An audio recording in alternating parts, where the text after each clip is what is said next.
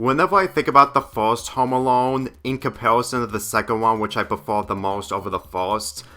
it really goes to show that the realism from the first movie is the closest that we're ever going to get, aside from the sequels afterwards, which for me personally, it isn't saying much, which is why that after 5 years since talking about Home Alone, by talking about the fourth film and the second film, here's my perspective on the first Home Alone movie, not to mention the first Christmas film that we're going to be tackling in this month of Christmas. For anyone who comments or reviews this film, will state that the realism in this film will never happen in any other future film, mainly a child being all alone at home while their family is on vacation. And since at the center of the plot is about family, all the while that the child is protecting himself from 2 burglars, really gave me the realization of what they did in Home Sweet Home Alone. Well, there was no point to make a sequel involving Home Alone. Like, I doubt that this franchise is dead, but if there ever is going to be a Home Alone 7, I highly doubt that they're ever going to capture the plot ideas from the first film and just try to come up with some different strategy in order to make siblings or one to be a Home Alone in some other random capacity that it does nothing but mortar the realism. Like, I understand that the booby traps that we're gonna get to later is supposed to be for comedic purposes and try to have the main character protect himself from the burglars, which centers around cartoony slapstick,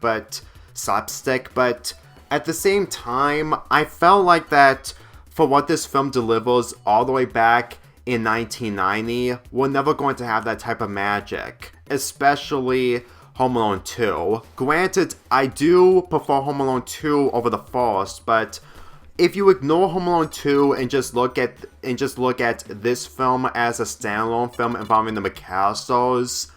it gave me the impression that this can only happen once, and it will never happen again. And I have to admit that the issues involving Home Alone 2 is the obvious recycling the plots from the first film. But considering that the major plot of this entire film centers around Kevin's relationship with his family, mainly his mother, I don't even think that what the sequel would have been if it was a completely different plot entirely, knowing that the original plans that one of the boys in the family were going to take place in Kevin McAllister's role by protecting himself from the burglars. But I honestly felt like that with that type of ideal, it would probably be lowbrow humor that, no offense to the actor who is playing Frollo, it won't be able to work because this will probably be before the non-Jim Carrey films. Well, the sequels after the popular Jim Carrey movies won't be as successful without the major star, and regardless if Kevin McAllister will probably be in the future sequels, it won't make a difference. Well, one of the characters in the family will handle the war all by themselves. Especially that Frollo's entire gimmick in these 2 films is that he pees in the bed after drinking too much Pepsi.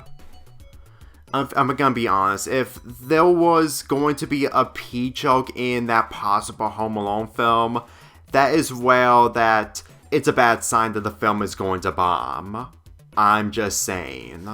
So anyway, upon witnessing the realism of this film, especially when it comes to family and whatnot, I have to admit that the plot of this episode is better than the sequel. And as much as I understand that the sequel are trying to do different things in order to make the stakes much more bigger, I have to admit that that film wouldn't exist without this film. And for me personally, I really felt like that with this film alone, gave me a good impression of what a child situation would have been like if that child isn't Kevin McAllister. Knowing that his situation, well, he's being dumped on and considered as a black sheep in the family, which I'm getting Lincoln Loud vibes, which I'm pretty sure for anyone who saw this film before can instantly tell that black sheep is mostly relevant. I really felt like that his position in this film is mostly justified. Like, the pizza incident is well that he crosses the line when it comes to nearly destroying the passports or the plane tickets or whatever to go to their family's vacation. Literally got to a point that they won't be able to go there since that Kevin will have ruined them to the point that they won't be able to go to their vacation. And let me tell you, the fact that his father completely threw away Kevin's ticket or passport goes to show that Kevin didn't really had a choice to come along, since that he will probably be either staying at home or being babysit by the grandparents. But this is an entire family in one house. Granted, it was Buzz that caused Kevin to reach his breaking point, but at the same time, if I witnessed a fight with two siblings and the passports were this close to being ruined, then I would still be against Kevin. Like, I can still sympathize Kevin for how he's being dumped on, but at the same time, I can't either blame Buzz, knowing full well that he didn't know that the passports were behind him and didn't expect Kevin to attack him out of the blue. But at the same time, Buzz was the reason that Kevin reaches breaking point by eating all the cheese pizzas. Let me tell you, I know that I have critiques towards the Loud family from the Loud house, but when it comes to the McAllister family, it's not that dysfunctional, knowing full well that it's only one sibling being dumped on. While most of the siblings may be selfish, but at the same time, they still get along.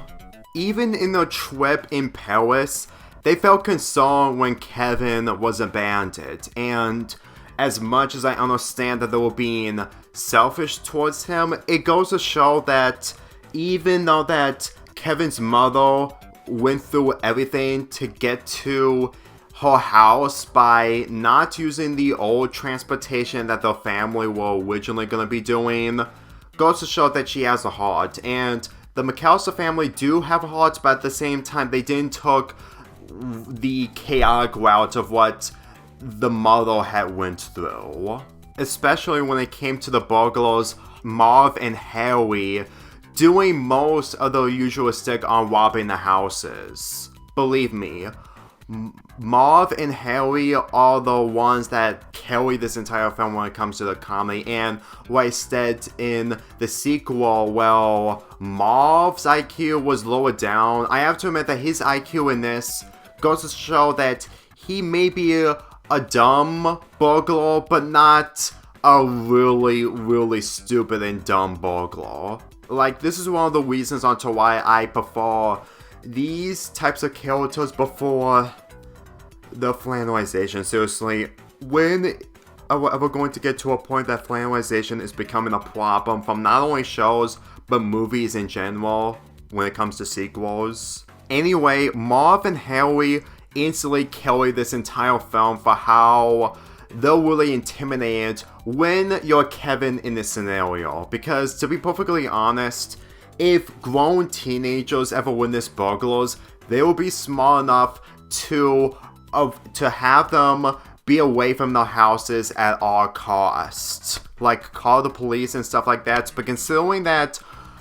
Harry and Marv are mostly intelligent by making sure that the houses are secure so that they can rob the places, really gave me appreciation for what they did in this film compared to the sequel. And since that this leads to the booby trap sequence, interesting considering that they think that they can manhandle a child, goes to show that Kevin is a lot more smarter, especially at a very young age. Believe me when I say this, when people say that it's impossible for a child like Kevin to do all this stuff during the whole booby trap sequence, while also winning at the end, goes to show that what Marv said in the sequel, well, you won the battle but you lost the war.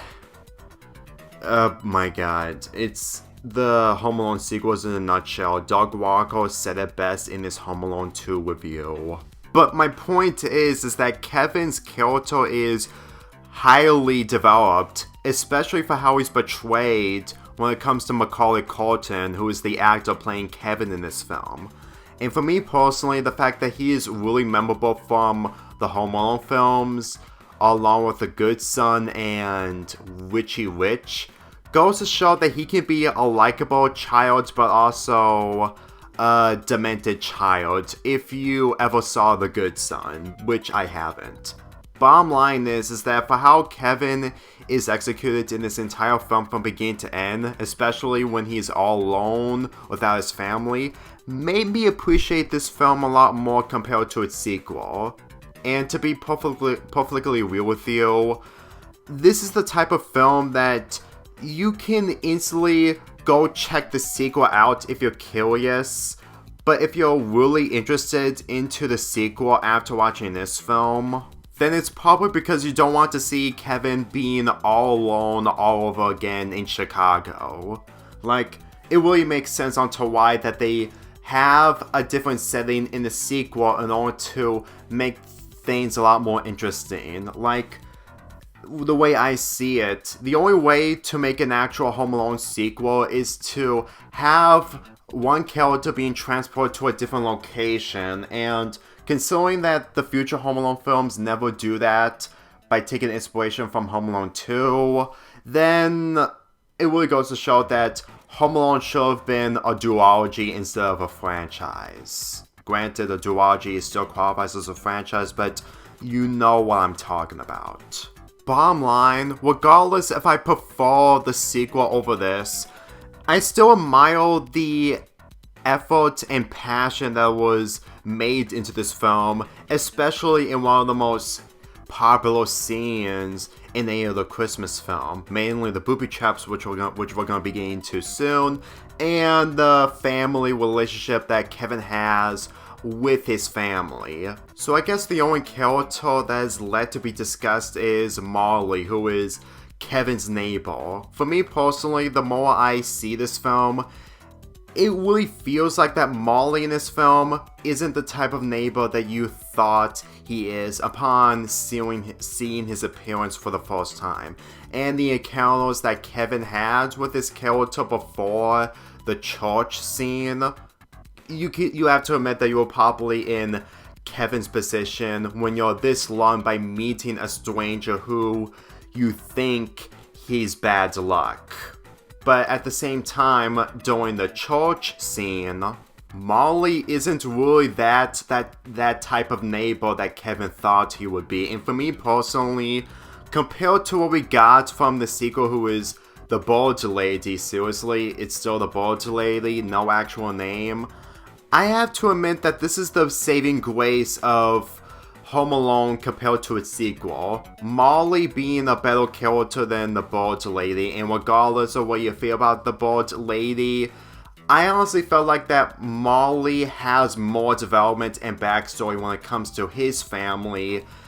to the point that you just really admire him a lot more compared to the Bird Lady.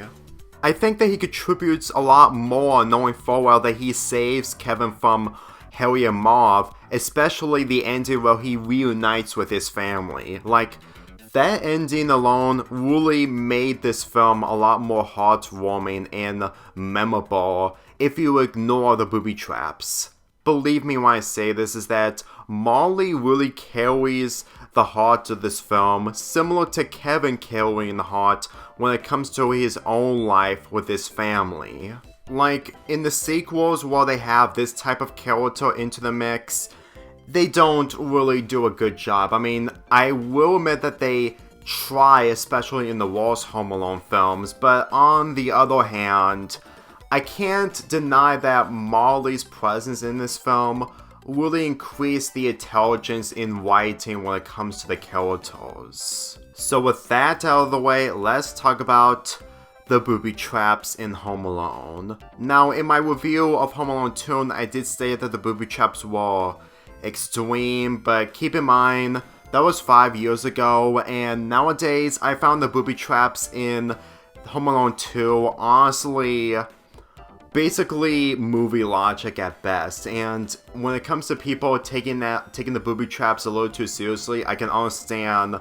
they want to analyze the violence in those booby traps, but for me personally, no one ever dies, especially in live action, when it's done correctly, and the same thing applies to the booby traps in this film. The booby traps in this, regardless if they're humorous,